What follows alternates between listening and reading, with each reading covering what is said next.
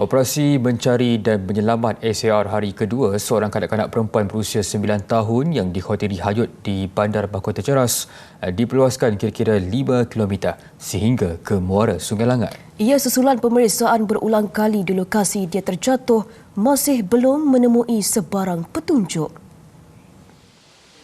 Ketua Zon 4 Jabatan Bomba dan Penyelamat Malaysia JBPM Selangor, Wan Syariman Wan Saleh berkata, bantuan Balai Bomba Dengkil turut digerakkan bagi pencarian awal di kawasan Sungai Langat. Seterusnya kita akan buat surface searching sekali lagi bermula daripada Jambatan Tamarakan ni menghala semula ke lokasi mangsa jatuh dan menghala ke arah Kuala Muara Sungai Langat.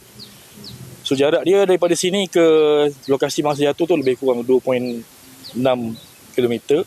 Daripada sini ke muara Sungai Langat tu lebih kurang jarak dalam 2.2 km. Operasi yang disambung petang tadi melibatkan pelbagai agensi termasuk Angkatan Pertahanan Awam, Polis serta Jabatan Pengairan dan Salira. Usaha itu turut dibantu dengan penggunaan drone bawah air serta pemantauan aliran sungai oleh agensi berkaitan. Jelasnya, laluan sempit dan tebing tinggi menyukarkan akses pasukan penyelamat. Dalam kejadian jam 7 malam semalam, mangsa dikatakan terjatuh ke dalam longkang ketika mahu mengambil bola sebelum dihanyutkan arus deras.